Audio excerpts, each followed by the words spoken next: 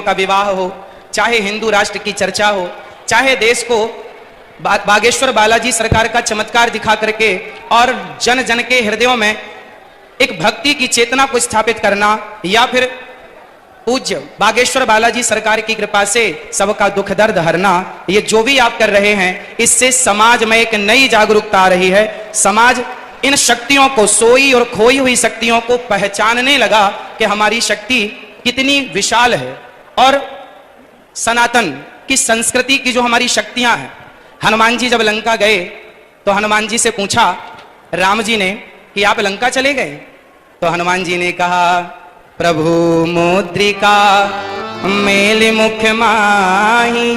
हे प्रभु, ये मेरा कोई बल नहीं है, आपके नाम की जो मुद्रिका मेरे मुख में थी तो जलद ही लांग गए अचरज नाही। यदि भगवत कृपा से हनुमान जी छलांग लगा के सेतु को, समुद्र को पार कर सकते हैं, तो उन्हीं हनुमान जी की कृपा से पूज्य स्वामी जी यदि समाज को जोड़ रहे हैं, हिंदू राष्ट्र का सपना देख रहे हैं, तो ये भगवत कृपा ही है और ये संभव है। आप देखिए, हिंदू क्या है, हिंदू किसे कहते हैं? आज विदेशी आते हैं, आकर हिंदू बन जाते हैं और राम नाम की जपते माला भक्ति में रम जाते हैं। धरा ये जिस पर घूम रही, हम उसी केंद्र के बिंदु हैं। गर्व से कहो हम हिंदू हैं, हम हिंदू हैं, हम हिंदू। सनातन धर्म क्या है? सनातन संस्कृति किसे कहते हैं? आज समझने की बात है। जब हमसे कोई पूछता है कि आप कितने भाई हैं, तो हम कहते हैं हम 2 भाई हैं, हम 3 भाई हैं, हम 4 भाई हैं, हम 5 भाई, या हम सिंगल हैं। हम ऐसा परिचय देते हैं। यदि आप कितने लोग चाहते हैं कि हिंदू राष्ट्र बनना जरूरी है, चाहते हैं, तो आज से अपना परिचय बदलिए। और कोई आपसे पूछे आप कितने भाई हैं, तो ये मत कहो कि हम 1 2 3 4 5 भाई हैं, ये कहो हम टोटल 4 भाई हैं। और 4 कौन कौन? ब्राह्मण, क्षत्रिय, वैश्य और शूद्र। हम चारों जब संगठित होंगे तब हिंदू राष्ट्र बन सकेगा।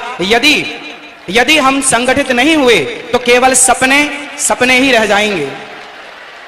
इसलिए आज से हम कितने भाई हैं? कौन कौन? ब्राह्मण, क्षत्रिय, वैश्य, शूद्र। ये चारों मिलकर जहां सुमति तहां संपत्ति नाना, जहां कुमति तहां विपत्ति निदाना। जहां संगठन होता है ना, वहीं विजय होती है। जहां एकता है वहां सब कुछ है। संसार की हर खुशी वहां है जहां एकता है। यदि हम बिखर गए, मुगलों ने, अंग्रेजों ने क्या किया? हम हिंदुओं को, हम सनातनियों को लड़ाया, आपस में लड़ाया। फूट डालो शासन करो किसका नारा था? तो आपस में लड़ाया उन्होंने, हम लड़ते चले गए और लड़ने का परिणाम यह हुआ कि हमारे देश के टुकड़े टुकड़े हो गए। केवल लड़ाई का परिणाम है ये। यदि हम संगठित रहते तो क्या मजाल किसी की कि हमारी तरफ कोई आंख उठाकर देख लेता।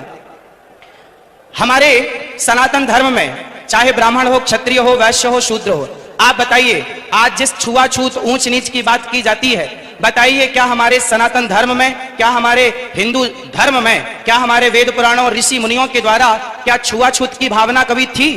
यदि छुआछूत होता तो भगवान राम निषाद राज्य को गले ना लगाते। यदि छुआछूत होता तो भगवान राम माता शबरी के बेर ना खाते। इसका मतलब है भगवान और भक्त। हमारे यहां तो संत रैदास जी हुए हैं, जिनके चरणों को लोगों ने प्रणाम किया है, धो धो करके पिया है, जिनका आज भी ये मुहावरा, ये वाक्य आज भी प्रचलित है कि मन चंगा तो कठौती में गंगा। ऐसे महापुरुषों को हमने अपने